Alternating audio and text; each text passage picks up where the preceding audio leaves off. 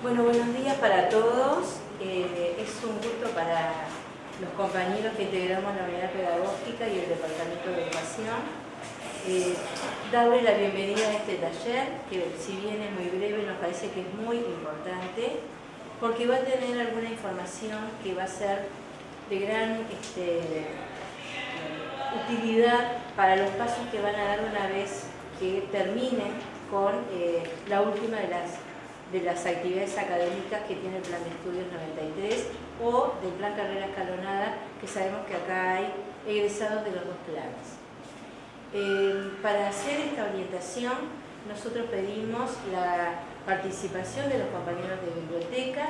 Hoy Fabiana, de Bedelía, hoy Fabiana va a hacer la orientación sobre los trámites que una vez que terminan ustedes las clases deben hacer para la tramitación del título. Y después vamos a continuar con compañeros de la unidad pedagógica que los van a orientar a algunas cuestiones del mundo del trabajo y de cómo también manejar el título una vez que sale de la veeduría de la facultad. Así que para comenzar, Fabiana va a estar hablándoles de los trámites que se hacen en la veeduría de la facultad. Bueno, primero que nada darles la bienvenida. Lo primero que tienen que saber es que una vez que ustedes obtienen en su actividad del estudiante la última nota cargada, que en su caso va a ser o el internado o el trabajo de investigación final, van a presentarse en Bedelía a nuestros horarios de atención al público, que son lunes, miércoles y viernes 10 a 13 y martes y jueves 14 a 16. Van a venir con su cédula de identidad, obviamente el original, con una fotocopia de su cédula de identidad en una hoja tamaño A4 y dentro de lo posible que estén en este sentido en la hoja de impresión, de frente y en reverso. Después van a traer la partida de nacimiento. La partida de nacimiento ustedes la presentan para que en el título salga impreso exactamente con su nombre. Si tienen tildes que no están en la cédula, en la partida de nacimiento eso se ve y se va a imprimir como ustedes quieran, ¿no? Si no, se hace con la impresión que aparece en la cédula de identidad, con el nombre que figura en la cédula de identidad. Y también van a traer un comprobante libre de deuda de biblioteca. Sin ese comprobante nosotros no iniciamos la tramitación del título. Eso pasa por biblioteca y ellos se lo entregan. Y vienen con esas tres cosas y un formulario que ustedes pueden descargar de la página de Bedelía en EVA. Tienen un espacio en EVA de Bedelía que ustedes van a poner en Google, poner EVA Universidad de la República, van a Ciencias de la Salud, Facultad de Enfermería y Bedelía. Allí ustedes bajan a la página y van a tener varios formularios de trámite. Entre ellos está el trámite de título de licenciado. En este formulario ustedes van a poner sus datos generales, su nombre y apellido, cédula, número de credencial cívica, fecha de jura de la bandera. Solo necesitamos la fecha, no tienen que traer el comprobante. Y la fecha de egreso va a ser o la tesis o el internado. Domicilio y teléfono. Es importante que esos datos estén actualizados, así que les vamos a pedir que por favor lo completen. Entregan toda su documentación. Nosotros lo que hacemos en periodos normales de trabajo, a las 72 horas hábiles, le vamos a estar entregando una constancia que dice que tiene el título en trámite y al mismo tiempo la escolaridad que ya va a estar finalizada con el título de licenciado. Es importante que en ese momento que ustedes tramitan el título, si cursaron alguna parte de la carrera en otra sede, nos avisen, pues ese plazo de 72 horas cambia si tienen que chequear algún acta en otra sede, va a tardar un poquito más. Así que si cursaron algo en otra sede, nos avisan, así nosotros ya lo hacemos con tiempo. Después de esas 72 horas hábiles, vienen a retirar la constancia si la necesitan para un trabajo o no.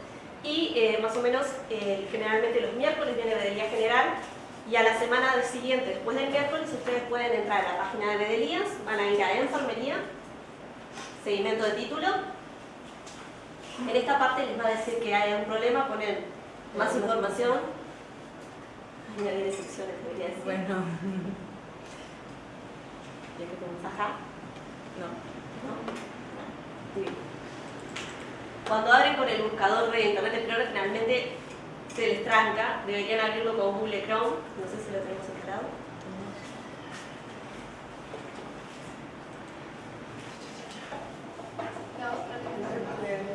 Cuando les aparece este error, van a opciones avanzadas y acceder a egresados. Por cédula de identidad. Ahora vamos a hacer un ejemplo con una cédula de un estudiante que ya se ha egresado. Ponen su cédula de identidad. El código de verificación que les aparece en la pantalla. le dan a aceptar y se les va a desplegar este seguimiento. Les va a aparecer la carrera, el título y les va a aparecer la descripción. Donde dice Veeduría General, recepción de la solicitud, significa que la documentación ya fue enviada de Veeduría a Veeduría General. El segundo paso que les va a aparecer es listo para firmar por el egresado. A partir de esa fecha que les figure allí, ustedes van a poder ir a firmar el título a Veeduría General. Veeduría General es el 18 y en adelante el edificio de oficinas centrales, el primer piso. El horario de atención es de 9 a 12:45, van con su cédula de identidad en ese horario y allí van a firmar el título. Después el título va a ir para la firma de la decana, después va a pasar a rectorado para que lo firme el rector. Por último, va a llegar a Veeduría de Facultad de Enfermería y ahí ustedes van a venir con la cédula, los horarios de atención y van a retirar el título en nuestra Veeduría. Si ustedes ven una aclaración, si ustedes ven que dice recepción de la solicitud y después de esa fecha el título no avanza, no les aparece listo para firmar con el egresado en ninguna fecha, tienen que llamar a Veeduría General, llaman al 2408-0027, que es el número de Veeduría General, y dicen que su título quedó trancado en recepción de la solicitud y que todavía no ha avanzado en el seguimiento por la web. 2408-0027.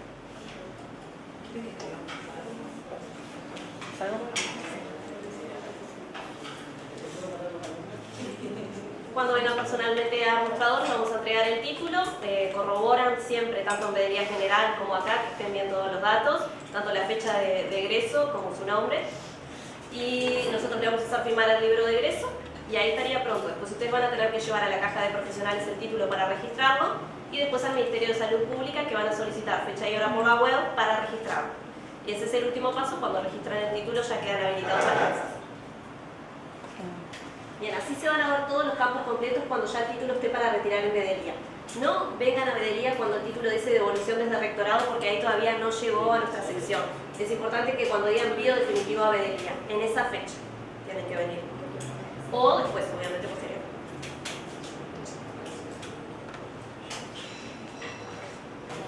Listo. Bueno, una vez que tienen el título que les da Veeduría, el primer trámite que hay que hacer, y es obligatorio, es ir a la caja de jubilaciones de profesionales a hacer el registro. ¿Tá? Tienen 90 días desde que tienen el título, desde la fecha que dice el título, para hacer el trámite. Se hace personalmente en la caja de jubilaciones, en la dirección ANDE, 1521.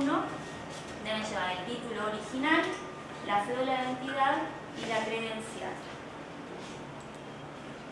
En este momento, ustedes, además de registrar el título, hacen la declaración de ejercicio. Si van a hacer ejercicio libre, que esto quiere decir que tendrán que hacer los aportes correspondientes a la categoría en que van a trabajar, o pueden hacer la declaración de no ejercicio, que quiere decir que van a ser afiliados inactivos que no tienen que realizar estos aportes. ¿Tá? Esta declaración se puede cambiar cuando ustedes quieran o cuando su trabajo así se lo requiera, descargando los formularios por la página de la caja, los llenan, los firman y los pueden mandar por fax el mismo formulario y ya después les notifican. Como profesionales activos van a tener ciertos beneficios que le da las cajas, como las jubilaciones, por la jubilación común, por edad, por incapacidad, pensiones, subsidios o compensaciones, subsidios por maternidad o dispositivos médicos son los más frecuentes, por prótesis, sillas de ruedas, y otros beneficios como préstamos o convenios con empresas e instituciones. La caja de jubilaciones les va a dar un número, este número es el que ustedes van a figurar siempre en la caja, y con ese número es el que van a ir al ministerio después a hacer el registro del título del ministerio. ¿Ah? Para registrar el título del ministerio se pide vía web, por la página del ministerio, hay un ítem que dice registro de títulos, entran allí, van a seleccionar el día y la hora que les convenga, van a ver que tienen como un mes mínimo de espera, más o menos, es lo que se está teniendo, y allí les va a pedir llevar el título y llevar la constancia de la caja de jubilaciones de que están inscritos con el número y que están al día. ¿Ah? Después, otro trámite que en realidad no lo tienen que hacer ahora, es el Fondo de Solidaridad. Ustedes saben que capaz alguno recibió beca o recibe beca del Fondo de Solidaridad que se paga con los aportes de todos los profesionales egresados. Entonces, hasta los 4 años de egresados no aportan nada, después les va a llegar el comunicado de que tienen que pensar aportar. De los 5 a 9 años de egresados es una base de prestaciones y a partir de los 10 años son 2 bases de prestaciones. A partir de este año se paga todos los meses consecutivamente, en cuotas igualitas, pero bueno, ustedes todavía tienen unos años para empezar a pagar eso. Por acá de los trámites está. ¿Algo más? ¿Tienen alguna pregunta con respecto a estos trámites? Son obligatorios que los hagan, es importante que lo hagan. Al título traten de no arrugarlo, de no perderlo, de no romperlo, porque es el único que van a tener en su vida, no van a tener otro. Si le pasa algo van a tener un certificado que no es igual. Vale igual, pero no es igual. Sí, capaz eso.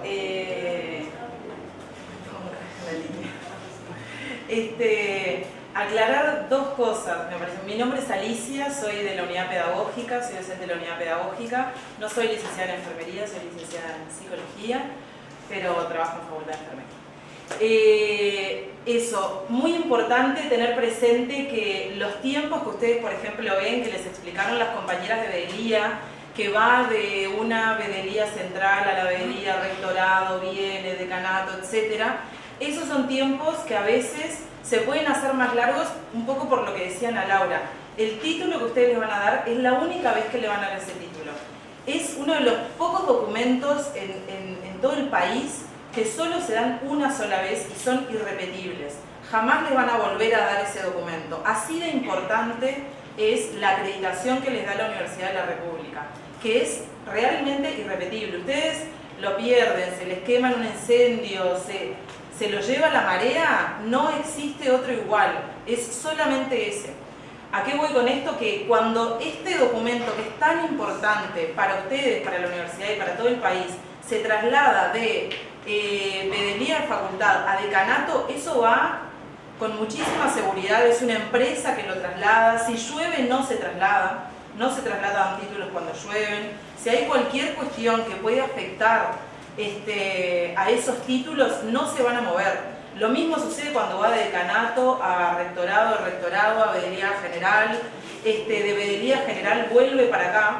Entonces a veces se estiman 3 días, pero puede ser alguno más, y donde haya paro de funcionarios, también lo saben, donde haya paro de las empresas de transporte, eso también puede afectar, pero tiene que ver con la importancia que tiene este título. Ustedes además lo saben porque seguro que les ha llevado muchísimo esfuerzo, muchísimo trabajo, comprometer una cantidad de cosas. Bueno, todo eso está condensado ahí y además tiene una carga, una cantidad de cuestiones legales. Ustedes van a estar acreditados a poder ejercer una profesión que no en todas las universidades de todo el mundo el título acredita ejercer. En Uruguay sí. A veces en otros países uno puede tener el título y eso no habilita el ejercicio. Hay colegios que, no sé, a veces vemos en las películas, me sacaron el permiso para ejercer. Bueno, eso acá no sucede. Una vez que yo tengo esto, es muy difícil que alguien pueda sacarle a un profesional universitario la calidad de profesional universitario. Entonces, tiene esta importancia. Entonces, por eso es un documento muy importante. Y después lo otro, no sé si todos entienden del todo bien. A mí me pasó cuando recién egresé que me costó entenderlo. ¿Cuándo tengo que pagar la caja de profesionales? ¿Cuándo es obligatorio? ¿Cuándo no? ¿Entienden esto del ejercicio libre? ¿El no ejercicio? ¿Alguien no lo tiene claro? ¿Alguien que me dé un ejemplo de esto? Por ejemplo, ¿cuándo yo estoy trabajando y hago ejercicio libre y necesito pagar de manera obligatoria la caja de profesionales? Denme un ejemplito. Por ejemplo, yo soy psicóloga. Yo si tengo un consultorio y recibo consultantes y hago psicoterapia con ellos, ¿ahí tengo que pagar las cajas profesionales o no? Ahí tengo que pagar las cajas profesionales porque eso es ejercicio libre. Yo no estoy contratada por una empresa, entonces tengo que declararme obligatoriamente en ejercicio libre y hacer los aportes. Además de que tengo que hacer un trámite de DGI, etcétera, para poder facturar. Esto ustedes, hay algunos lugares donde sucede. Creo, ¿puede ser hospital policial? En el policial, por ejemplo, si ustedes van a trabajar allí, tienen que tener, creo que una empresa unipersonal, tienen que hacer el trámite de GI, tienen que aportar a la caja de jubilaciones, pensiones.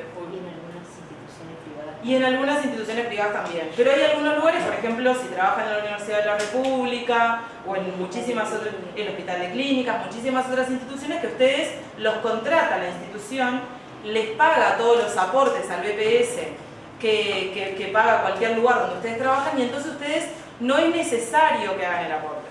A ver, hay gente que está contratada por una institución e igualmente hace el aporte a la caja de jubilaciones porque, como decía Ana Laura, después voy a tener como una jubilación extra y puedo tener también un subsidio por enfermedad extra, un subsidio por embarazo extra. Entonces, bueno, si a mí mi sueldo me da para hacer los aportes, vivir tranquilamente y hacer el aporte a la caja de jubilaciones, lo puedo hacer. Pero no es obligatorio, que sí es obligatorio cuando yo tengo una unipersonal o yo vendo, digamos, mis servicios de manera personal. Bien. ¿Algo más de esto? Dale. Completando el tema de los títulos, me parece importante decir algo que vemos a menudo que hacemos mal. El título es un documento, como decían las compañeras, que les va a servir en múltiples ocasiones. Hay mucha gente que, ¿qué es lo que hace? Lo plastifica. Eso puede llegar a ser un problema en algunas ocasiones porque capaz que yo lo necesito sin el plástico y después no lo puedo restituir al documento original. Entonces, piensen bien si van a hacer eso con el título. La otra cosa que vemos es que a veces le ponen lo encuadran, pero cuando yo voy a algún lugar a presentar mi título, lo tengo que mostrar de los dos lados, del anverso y del reverso, que es donde tienen los registros que yo hice tanto en la caja de profesionales como en el Ministerio de Salud. Por lo tanto, en ese caso voy a tener que ya sacarlo del cuadrito en el que estaba. A veces podemos hacer alguna copia autenticada si es que nos queremos mover libremente con uno y bueno, en ese caso sí, con el original lo podemos tener encuadrado, que tenemos que estarlo sacando y volviéndolo a colocar. ¿tá? Eso me parece que eran cosas prácticas que vemos mucho que a veces nos dan dificultades. Les vamos a entregar una guía, la guía 3, que están todos los pasos estos que hay que hacer y con las direcciones de web y todo eso para que lo tengan bien claro. No está actualizada porque recientemente hubo unos cambios, entonces hay dos cosas que no están actualizadas. No tiene costo el trámite del ministerio, acá dice que tiene un costo, ya no tiene más costo. Y recuerden que primero es el trámite en la caja de jubilaciones y después es el ministerio. Esto cambió recientemente, por eso la guía no está actualizada. Bien, muchas gracias.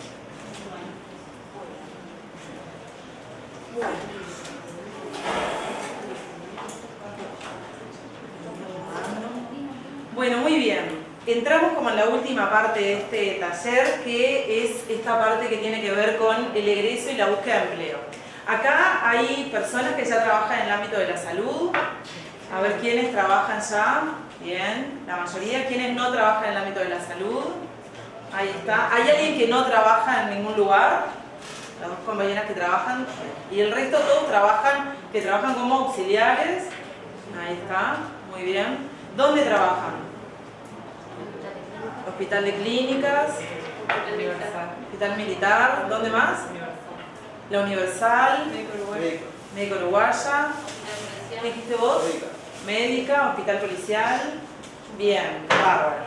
Entonces ustedes ya han buscado trabajo, muy bien. Y la perspectiva que tienen después de buscar trabajo es, después de egresar, es buscar trabajo en otro lugar, es quedarse en la misma institución. ¿Quieren cambiar algunos? Otros se quedarían. Muy bien, perfecto. Entonces van a ver muchas de las cosas que ustedes posiblemente ya hayan podido observar, algunas las sepan y otras no las sepan exactamente, pero se hayan podido dar cuenta. Esto es lo primero que vamos a ver. Ustedes, como trabajadores, que todos son trabajadores y trabajadoras, esto seguramente lo han observado, pero tal vez no lo han llamado con este nombre. Cuando nosotros vamos a un lugar a trabajar, hay como dos grupos de características que tenemos que tener. Por un lado tenemos que ser buenos en lo que nosotros estamos ahí combinados a hacer, pero por otro lado tenemos que ser buenos trabajadores. Por ejemplo, yo puedo ser muy buena a nivel técnica, muy buena psicóloga, que maneja muy bien los términos y los conceptos, y soy muy buena en lo que hago, pero llego tarde, me llevo mal con mis compañeros, vengo de repente desarreglada de una manera que de verdad impacta negativamente en lo que yo puedo trabajar con los otros. Entonces, todo esto, si bien hace que yo sea muy buena psicóloga, en realidad no soy tan buena trabajadora. Y los dos componentes son muy importantes al momento de buscar empleo, pero especialmente mantener el empleo. Entonces, a esto le llamamos competencias transversales laborales y competencias específicas. Las específicas son las específicas de cada campo. En el caso de ustedes, todo lo que implica ser licenciados o licenciadas en enfermería, en mi caso, ser licenciada en psicología. Un taxista tiene ciertas competencias específicas de ser taxista, un ingeniero tiene ciertas competencias de ser ingeniero, un médico, cada uno tiene competencias distintas. Pero después, las competencias transversales son aquellas que todos los trabajadores las tenemos que tener. ¿Se imaginan cuáles son? Yo ya les dije algunas. ¿Cuáles más les parece que pueden ser? Como trabajadores. ¿Qué tiene que tener un trabajador? Además de ser muy bueno, operando lo que sea que tiene que hacer, ¿qué otras cosas tiene que ser? Resolutivo. ¿Tiene que? Resolutivo. ¿No? Tiene que ser resolutivo, tiene que ser una persona que pueda tomar decisiones.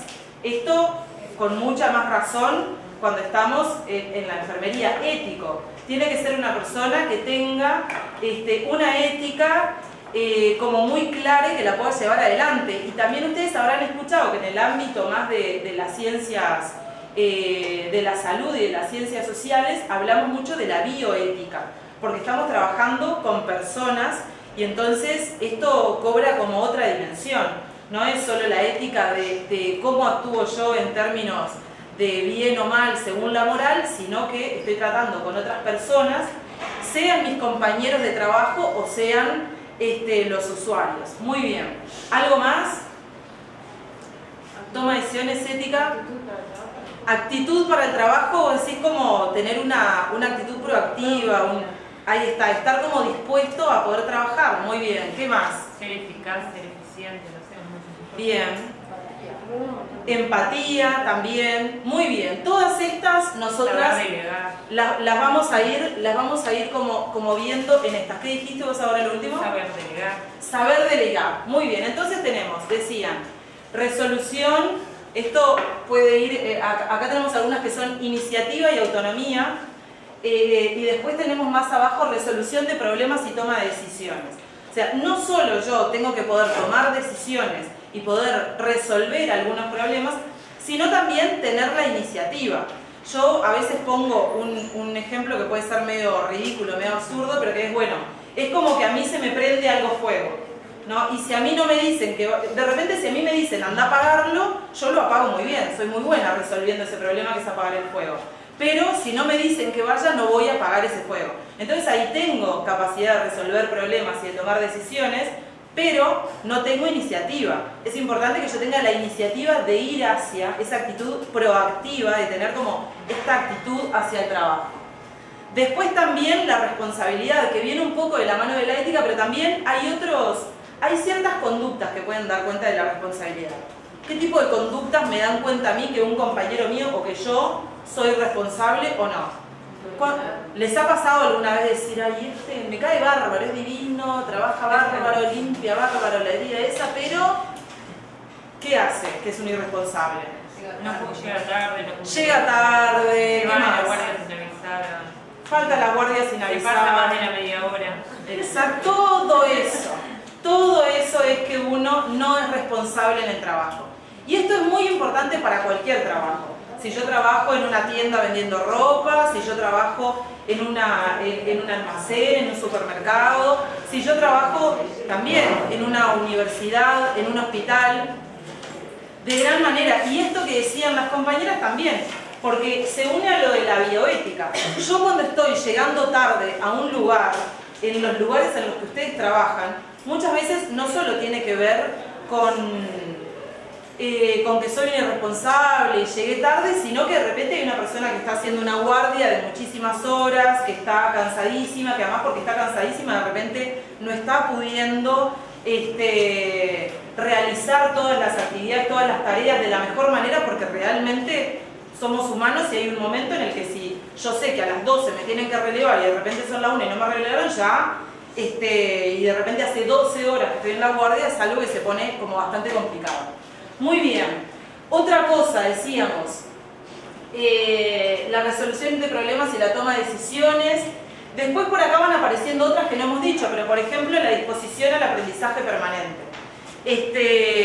Ustedes, acá tenemos por ejemplo a la coordinadora del centro de posgrados, que es Josefina, que ahí Facultad de Enfermería tiene una cantidad de cursos de posgrado, de maestrías, ahora están en vistas de poder hacer algún doctorado en enfermería, porque no hay doctores, hay muy pocos, creo que 2 doctores en enfermería en Uruguay, y no, 3 o 4 y no se formaron acá, se tuvieron que formar en otros países, entonces la idea es hacer eso. Pero además, la disposición al aprendizaje permanente no solo es algo que yo voy a un lugar a tomar clase, sino que también tiene que ver con la actitud, ¿verdad? Cuando yo estoy trabajando con personas, poder interactuar con esas personas para poder aprender. Entonces, también la disposición al aprendizaje permanente es una actitud que yo tengo hacia el trabajo y hacia la comunicación que puedo tener con nosotros. Muy bien. Y entonces vamos a la comunicación interpersonal, que también es algo extremadamente importante. Nosotros hacíamos la vez pasada el ejercicio de enumerar con cuántos, pongámosle, claro, como con profesionales y personas que un licenciado o licenciada en enfermería interactúa en su actividad laboral cotidiana. ¿Quiénes? ¿Con quiénes interactúan? Internistas, cirujanos, especialistas, pacientes, familias, los usuarios, son los pacientes, con la enfermería, con el resto de gente de enfermería, auxiliares de servicio, los médicos. Sí, bueno, muchísima gente. Ustedes interactúan con muchísima gente y además tienen muchas veces que gestionar esos recursos humanos o gran parte de esos recursos humanos, interactuar con esas personas además de distinta manera. Hablamos igual cuando estamos hablando con el médico o cuando estamos hablando con nuestros compañeros que cuando estamos hablando con el familiar de un usuario o cuando estamos hablando con un usuario. No, nos adaptamos de repente al conocimiento del usuario. Exactamente. Si en un lenguaje no tan técnico le vas a hablar Exactamente. para que te entienda. Tenemos que poder adaptarnos para que esa persona nos pueda entender. No podemos hablar con lenguaje coloquial con un técnico, porque ahí estamos hablando de una cantidad de cuestiones que tienen que ver con eso, con los tecnicismos, y no podemos hablar con lenguaje técnico con una persona que le estamos intentando explicar de repente por qué le duele algo, de qué manera tiene que cuidar determinada herida para que no se agrave, o todo lo que ustedes hacen que yo no tengo mucha idea, pero que voy aprendiendo. Y ustedes lo tienen mucho más claro que yo. Muy bien. Entonces, acá también entra el trabajo en equipo, porque si nos olvidamos un poco de los usuarios, nosotros sí vamos a estar trabajando todo el tiempo en equipo. Entonces, ahí también la comunicación interpersonal, la iniciativa que yo tenga, la responsabilidad, la disposición al aprendizaje mía y de mis compañeros va a ser muy importante. Porque es para poder trabajar en equipo, yo me puedo llevar muy bien con la persona, pero lo que hablábamos, de repente es una persona que si yo le digo, ay, está, mirá, lo haces de esa manera, está buenísimo, pero también se puede hacer de otra manera, y de repente esa persona se enoja, me dice que no, que ella lo hace de esa manera y no lo piensa hacer nunca de una manera distinta a esa, porque qué le importa lo que yo tengo para decirle, va a ser difícil. Yo de repente con esa persona puedo tomar unos mates, irme a tomar unas cervezas y está todo bien, pero de repente cuando yo voy a trabajar en equipo no me funciona, porque es una persona que no está dispuesta al aprendizaje permanente, que no tiene una competencia de comunicación interpersonal que esté buena, porque la comunicación interpersonal tiene que ver con escuchar y tiene que ver con también poder transmitir las cosas de la mejor manera. Entonces, esto es como realmente muy complejo, porque uno a veces puede pensar que cuando se recibe lo único que importa es haberse sacado 2 en el examen porque entonces tengo todos estos conocimientos y sé todas estas cosas. Pero el rol que tienen ustedes, y nosotros lo vemos mucho porque nos sucede mucho también cuando estamos en el internado, yo trabajo en la unidad pedagógica y uno de mis roles es que si hay algún estudiante que de repente tiene algún problema en lo académico, puede venir conmigo y trabajamos algunos aspectos de lo académico. Pero de repente puede haber algún estudiante que no está teniendo problemas, que en realidad académicamente le va bien, pero de repente tiene un problema en la relación. De repente tiene un problema en la relación con las personas que están en piso, con sus docentes, inclusive con sus compañeros. Entonces eso también es algo que tenemos que trabajar, porque es tan importante para un licenciado en enfermería los conocimientos que tenga para cualquier trabajador, pero especialmente para un licenciado en enfermería, como poder relacionarme con los otros, comunicarme, poder escuchar lo que me dicen, poder transmitir mis ideas de una manera clara y de una manera que surtan efecto, porque a veces lo que nosotros queremos decir está muy bien, pero lo decimos de una manera que de repente no logra el efecto que nosotros queremos. Entonces es muy importante que podamos tener en cuenta las dos cosas, el contenido y la forma de nuestra comunicación, de nuestro mensaje. Muy bien, lo de la resolución de problemas y toma de decisiones ya lo habíamos hablado. Otra competencia transversal que dentro de la licenciatura de enfermería es muy importante, tiene que ver con la organización y la planificación. Ustedes justamente, a nosotros siempre nos llama la atención cómo en general las personas que administran y que gestionan servicios de salud suelen ser en general más médicos que licenciados o licenciadas en enfermería. Y en realidad los médicos no tienen ninguna asignatura y mucho menos algo transversal a lo largo de su carrera que sea de administración, y en realidad las licenciadas y los licenciados en enfermería sí lo tienen. Ustedes tienen contenidos que tienen que ver con administración durante toda la carrera. Entonces ustedes sí que esto de la organización y la planificación lo tienen que tener muy claro porque es parte como inherente de su rol. Muy bien.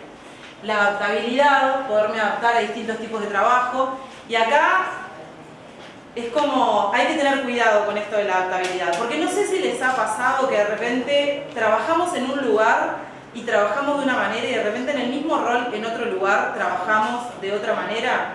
No sé, de repente yo trabajo en una clínica privada que tengo toda la agenda súper al día, tengo 1 hora con cada paciente y me parece fantástico, y entonces ahí de repente soy como una Alicia y de repente estoy en un lugar que estoy a lo loco, que tengo 15 minutos por paciente, que no tengo las cosas que necesito, y ahí de repente me transformo y soy otra persona. Claro, el contexto en realidad me influye y los materiales, las personas con las que yo trabajo también. Pero es importante que nosotros mantengamos esto de la bioética en todos los lugares en los que estoy trabajando. Muy bien. Y por último también la capacidad de proyección, esto que decíamos, bueno, yo estoy trabajando en un lugar y es ese nada más el lugar en el que yo quiero estar, es una posibilidad. Pero después también está bueno que yo quiera seguir creciendo, digamos, en el campo en el que estoy. Y eso es algo que cuando alguien nos va a emplear, en general, observa y mucho. Si yo soy una persona que lo único que quiero es seguir de auxiliar de enfermería, si soy una persona que en realidad tal vez en un futuro voy a poder crecer y voy a poder ser la persona que administre este servicio o esta sala. Muy bien, seguimos. Entonces, para la búsqueda de empleo, ustedes ya lo han hecho, entonces vamos a ir medio rápido porque la idea es que esto les pueda servir para próximas búsquedas de empleo. Seguramente todos ustedes han hecho currículums. Con algunos currículums seguramente han tenido más éxito que otros, y seguramente a algunos les pase que fue con una amiga, después el currículum, llamaron a la amiga, no me llamaron a mí. Bueno, ¿cómo hacemos el currículum? Es algo que a veces es muy delicado y no siempre lo hacemos de todo bien. Entonces vamos a ver qué de estas cosas, tengan presente sus currículums en este momento, pueden adaptar a cómo ustedes vienen haciendo. Muy bien. Los datos personales es lo primero, es muy importante que a mí me puedan ubicar. Y acá hay algo que es como medio obvio, pero es muy importante. Yo he trabajado en selección de personal y he trabajado formando personas para que se presenten a trabajos, Y muchas veces sucede que yo tengo un mail que me lo hice a los 12 años, que es ali, está más fuerte que un pino, @hotmail.com. No está bueno que yo ponga ese mail cuando voy a buscar trabajo. Está bueno que me haga otro mail, o Alicia Cap, no sé qué. No está bueno, no tienen que saber que yo soy de Peñarol, que no soy de Nacional, pero pongo ese ejemplo porque hay muchos mails así. No está bueno, no es necesario que la persona sepa, es muy informal. Ese no es un ámbito informal. Ese es un mail que está buenísimo para mis amigos, para el Facebook y para las redes sociales. A mí me pasó, y esto es real, que yo tengo mi Instagram con un usuario que me lo hizo cuando tenía 12 años, que era Ali Pirucha.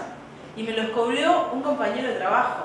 Y hasta el día de hoy, esa persona que está ahí cebando mate, me bromea, por no sé qué me jode, con Ali Pirucha, porque claro, es un desastre. Ahora soy una señora y tengo un usuario que es Ali Pirucha. Bueno, por no cambiarlo me pasó eso. Entonces es importante cambiarlo. Alicia Alba, A.Álvarez, Álvarez. Bueno, para el ámbito laboral es como mucho más apropiado. Además es importante que yo acceda a eso con frecuencia. A veces nos hacemos un mail, especialmente ahora sucede, y después no lo volvemos a abrir. Lo único que lo tenemos es para registrarnos en las redes sociales. Bueno, cuando estamos en el campo profesional eso es más difícil porque se usa mucho el mail para comunicarnos con nuestros compañeros, etc. Pero por las dudas eso, tiene que ser un mail que si a mí me van a avisar por ahí, si tengo una entrevista, tengo que abrirlo con asiduidad para poder entrar. Y pasa un poco lo mismo con el teléfono. A veces pongo un teléfono, pero en realidad si suelo cambiar el teléfono por la razón que sea, porque tengo contratos cortos y la empresa o lo que sea, es importante que siempre pueda tener un teléfono en el que siempre puedan acceder a mí y que sepa que no va a cambiar. En el caso de que cambie, si yo entregué un currículum, mando un mail al lugar, una comunicación diciendo cambió mi mail, cambió mi teléfono, ahora mi contacto es este. Ahí estoy demostrando interés para ser considerado por la institución y además tienen mi nuevo contacto para poder ponerse en contacto conmigo. Muy bien. Después, la dirección puede ser algo importante también en términos de accesibilidad al lugar, pero también puede ser algo medio peligroso porque de repente lo pongo y vivo lejos, entonces asumen que siempre voy a llegar tarde y no necesariamente es así, pero bueno, en general es algo que se pone. Seguridad, identidad, credencial cívica. Ustedes saben que la credencial cívica siempre se pidió para los trabajos públicos, pero actualmente también se están pidiendo las constancias de elecciones, etcétera, para los trabajos privados. ¿Les ha pasado a ustedes de tener que presentar constancia de votación? ¿Todavía no? Porque hay algunos lugares privados que necesitan la constancia de elección, entonces es importante que tengan la credencial cívica. Carnet de salud sí, bueno, fecha de nacimiento y libreta de conducir en el caso de que el trabajo lo amerite. En realidad, si no es un plus lo de la libreta de conducir, no es necesario con nada. Pasamos, seguimos. Entonces, muy bien, los estudios formales. Los estudios formales, los estudios informales, las experiencias de trabajo, todo se pone de manera inversa, cronológicamente inversa, es decir, lo último que cursamos es lo primero que se pone y así para abajo. Muchas veces sucede que lo primero que ponemos es primaria, secundaria y después la universidad. No, se pone completamente a la inversa, porque a la persona que está ahí le interesa mucho más saber si yo me recibí o no, en qué año, etcétera, que saber que hice la escuela en la primaria 249 de María Norte. No le importa, lo que le importa más es esto, inclusive para cuando nosotros nos vamos especializando cada vez más, importa cada vez menos la primaria y la secundaria.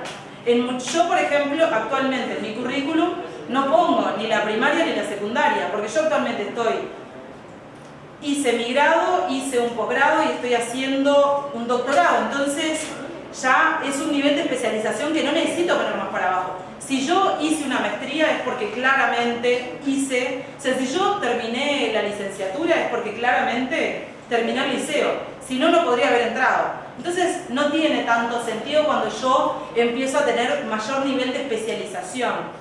Yo les diría que bueno, es eso, lo de la universidad es muy importante.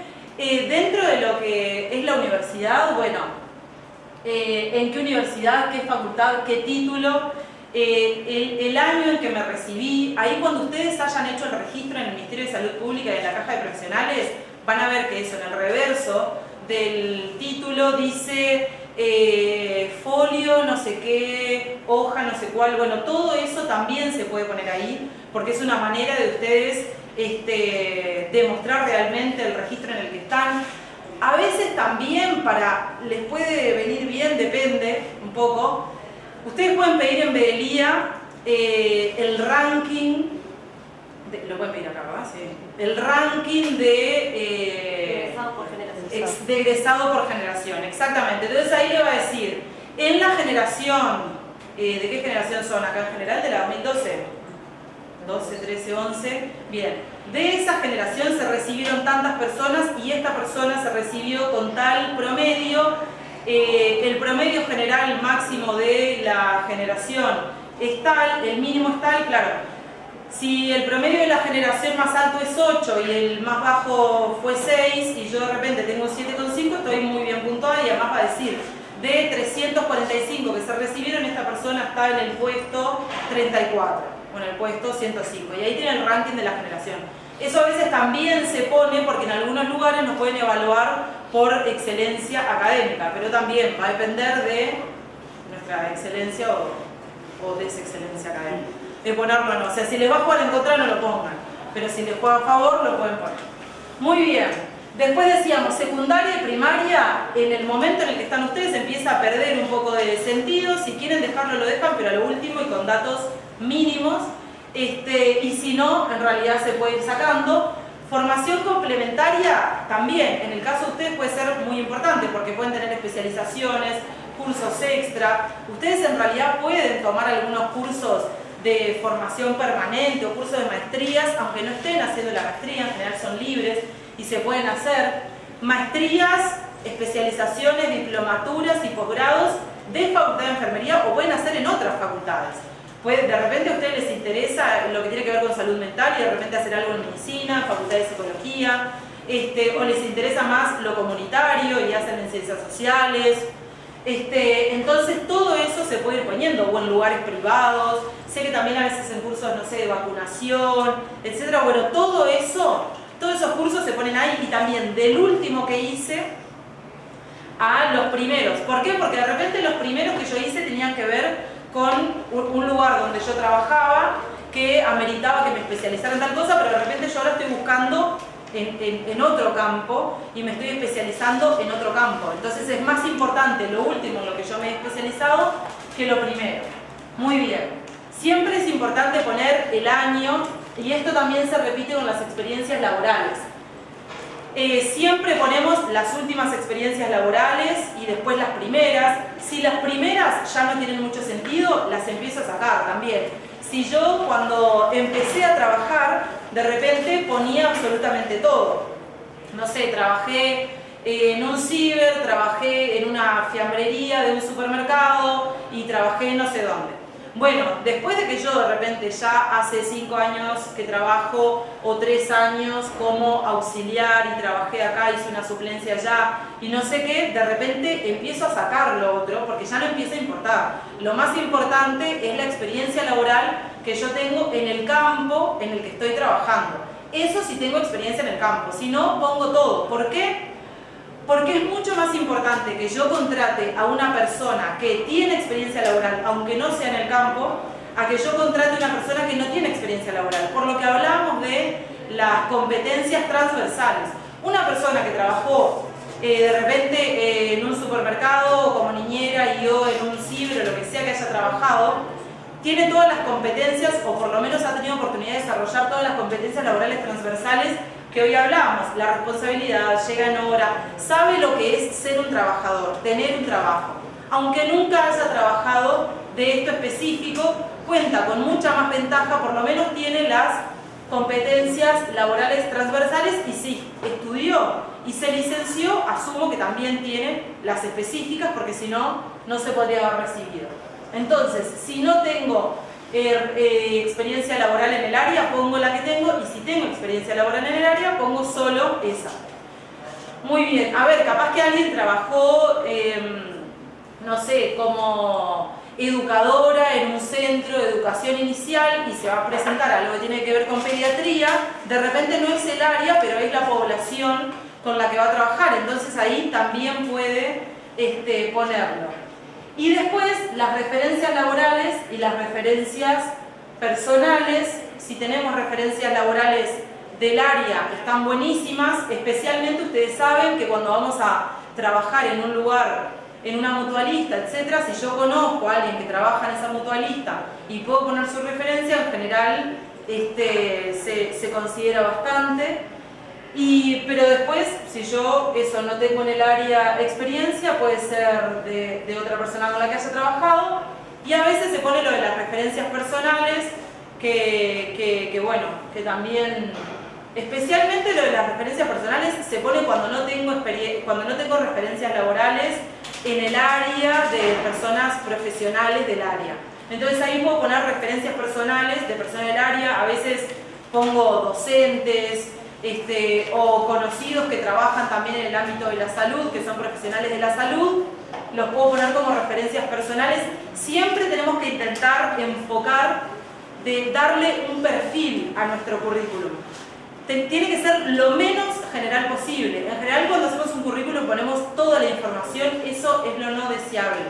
La gente no le gusta leer currículum largos, en general leen las primeras páginas y después dejan de leer. Entonces es muy importante que hagamos el currículum lo más compacto posible y lo más especializado, que sea enfocado al puesto al que yo me voy a presentar.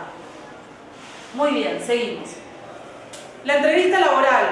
¿Han tenido entrevistas laborales? Sí, muy bien. La entrevista laboral es algo terrible, es algo nefasto. No sé si alguien, bueno, hay personas que no les importa y realmente la pasan bien, no sé cómo hacen porque en general es algo bastante feo, te sentís súper juzgado, todo lo que haces y además intentás no hacer cosas y te sale peor porque te pones nervioso y nuestro cuerpo habla y nosotros lo sabemos, la otra persona ha estudiado cómo nuestro cuerpo habla además, si nos está haciendo una entrevista, entonces es como súper complicado. Algunas cosas importantes, demostrar las competencias laborales transversales.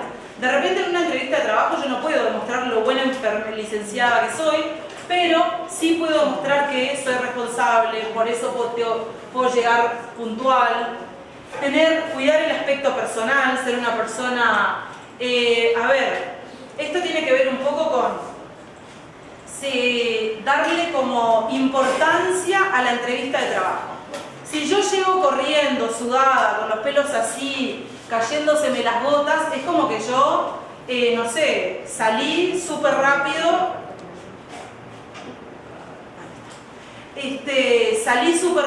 no me importó ni, no sé, hacerme tiempo, de salir con tiempo, de, no sé, refrescarme, arreglarme un poco y poder ir a la entrevista. Yo tengo que demostrarle a la persona que ese trabajo a mí me importa lo suficiente como para tomarme el tiempo de llegar puntual, estar presentable, etc.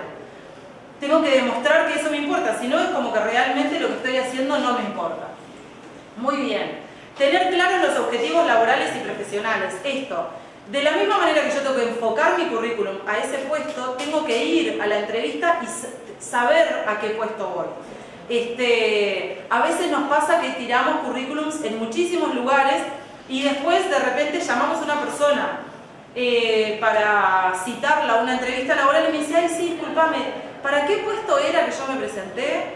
Es terrible.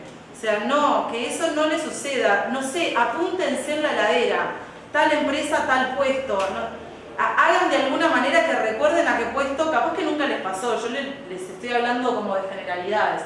Pero es muy importante tener presente a qué puesto voy, cuáles son los objetivos de ese puesto y también tener mis objetivos. A veces me pueden preguntar cuánto pretendo ganar, entonces también tengo que saber en general cuánto paga esa empresa o ese centro de salud, cuál es el laudo profesional, etc.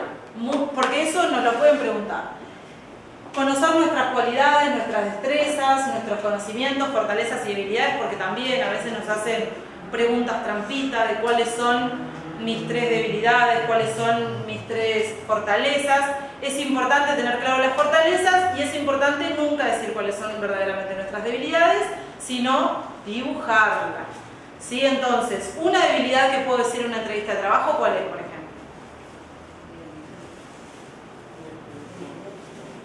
Bueno, pues, que es como, no sé, soy tan responsable que es como algo así, ¿no? Es que autoexigente. Exacto, soy súper autoexigente, soy una persona que a veces me recargo mucho de trabajo porque tengo tanta iniciativa y soy tan autoexigente que, nada, obviamente o sea, yo no le voy a decir llego siempre tarde. No, capaz que llego siempre tarde, pero no lo voy a decir. No es que esté mintiendo, es que bueno, me tienen que contratar y después haré lo posible para no llegar tarde. De verdad, no está bueno llegar tarde, pero no está bueno llegar tarde porque no está bueno llegar tarde. Entonces tenemos que hacer algo para no llegar tarde. Pero no lo voy a decir ahí si realmente quiero conseguir ese trabajo. Y no voy a llegar tarde si quiero mantener ese trabajo y si quiero, esto que decíamos, ser un buen trabajador. Muy bien. Llevar el currículum preparado o tenerlo presente. A veces también la persona imprimió el currículum y le hizo algunos apuntes y me dicen, acá me pusiste que de tal año a tal año no trabajaste. Yo digo, ay, ¿cómo? No sé lo que puse, me lo hizo mi hermano el currículum. No, tengo que conocer el currículum, tengo que conocer porque me pueden hacer esas preguntas. Entonces llevar la documentación preparada. O de repente me dicen, tenés que traer todo lo que acredite y yo, este papel me lo olvidé porque justo se lo di a mi madre. No, tengo que llevar todo bien organizadito y armadito. Obtener previamente información de la empresa, lo que decíamos, cuánto pagan, cómo es el ambiente laboral, etcétera, y el puesto de trabajo. Y esto concurrir a la entrevista sin compañía es porque a veces en realidad los talleres los doy a adolescentes y claro, a veces con la novia, con la mejor amiga, con la madre. Bueno, ustedes supongo que no, pero por las dudas no lo hagan, o déjenlo media cuadra antes al novio o la novia y van solitos. Muy bien, la última. Entonces, sugerencia durante la entrevista. Todo esto lo van a tener colgado en el EVA, si quieren, familiar. Hablar en tono claro y pausado. A veces nos ponemos nerviosos y nos retraemos, entonces hablamos aquí de no está bueno. La persona tenemos que poder transmitirle lo que le queremos decir. A veces pasa que nos ponemos nerviosos y empezamos a hablar muy fuerte y las últimas palabras hablamos muy fuerte.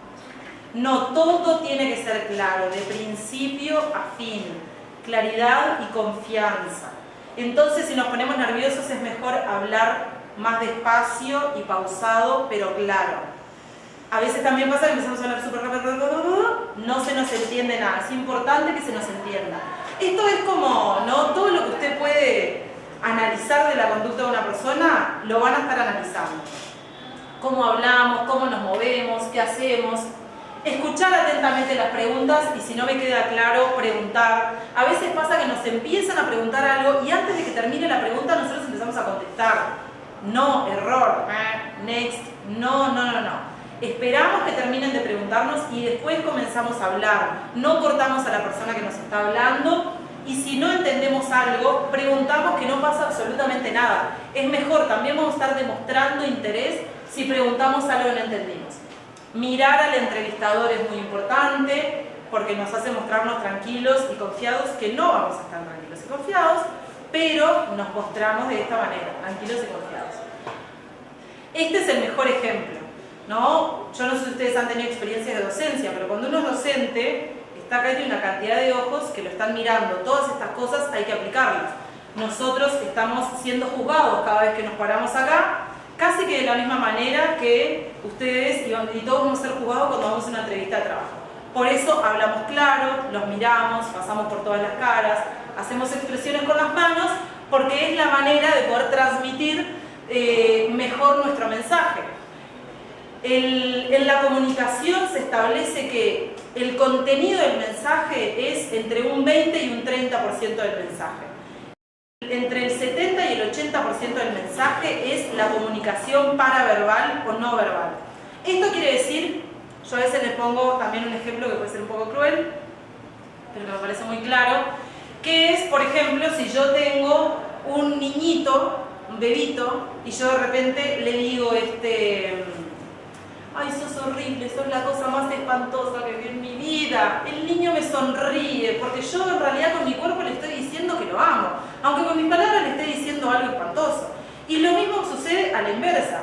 Si yo le digo, te amo, macho de mierda, no sé qué, por más de que yo le esté diciendo te amo, le estoy transmitiendo una cantidad de cosas con mi cuerpo que son súper negativas, que no tienen nada que ver con el amor.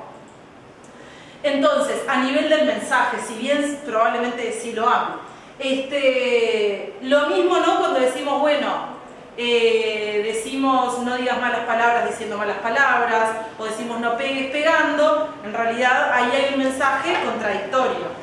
Lo mismo sucede acá. Si yo en realidad le digo, no sé, eso, no, estoy tranquilo, no, todo bien, no, bueno, mi cuerpo le está diciendo que no estoy absolutamente para nada tranquila, por más de que yo le esté diciendo que estoy tranquila. Muy bien. Evitar movimientos excesivos y acciones como masticar chicle, morderse las uñas, jugar con objetos. Las lapiceras son nuestros peores enemigos en las entrevistas de trabajo, empezamos tipo no sé, yo hago mucho eso en los deditos, tamborilear, ¿no? Yo les digo que adopten la posición de cantante lírico, que es así. Uno acá se puede apretar bastante si está nervioso y no pasa nada, nadie se entera, nadie ve la tensión que sucede acá. Pero si yo estoy así, se ve la tensión en mis manos, no sé si me estoy apretando de alguna otra manera, entonces, manitos acá, me puedo apretar bastante, después les pueden quedar marcas, inclusive no pasa nada, nadie se va a enterar más que ustedes, pero es importante no demostrar. Mantener una postura relajada, natural, demostrar entusiasmo, esto que decíamos, nos importa este trabajo, queremos tenerlo, es muy importante. Evitar críticas a trabajos, jefes y compañeros. También me pueden preguntar, ¿alguna vez tuviste algún problema en un trabajo y cómo lo resolviste? En general voy a agarrar un problema que sea mínimo y que yo lo haya resuelto muy bien. Jamás voy a tomar un problema que no haya podido resolver o decir, bueno, tuvimos este problema pero en realidad todo fue culpa del supervisor. Siempre hay que intentar tener como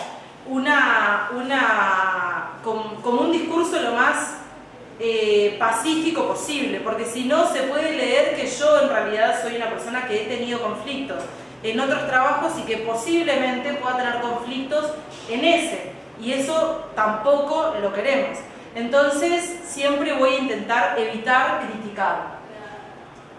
Se pueden hacer preguntas relacionadas al puesto, bueno, mantener los celulares apagados también es importante, es bastante molesto y se puede leer como una falta de respeto, como que además yo después voy a estar trabajando y voy a tener el celular, que posiblemente vaya a estar trabajando y vaya a tener el celular, pero eso el entrevistador no lo quiere saber.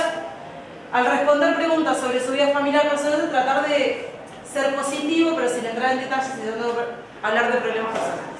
Esto es algo medio delicado porque en realidad antes sucedía que en las entrevistas laborales se hacían más preguntas sobre cosas personales, ahora no está tan bien visto, especialmente por la cuestión de la perspectiva de género.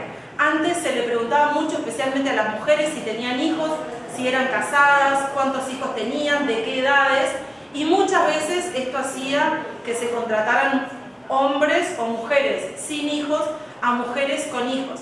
Hoy en día esto está muy mal visto porque en realidad actualmente se consigue que las mujeres tenemos el derecho de poder tener el proyecto de vida que quieramos y los hijos no tienen que ser leídos como un obstáculo para este proyecto de vida, sino como parte del proyecto de vida, que también es un proyecto de vida de los hombres, pero que por cuestiones fisiológicas afecta más el proyecto de vida de las mujeres que de los hombres.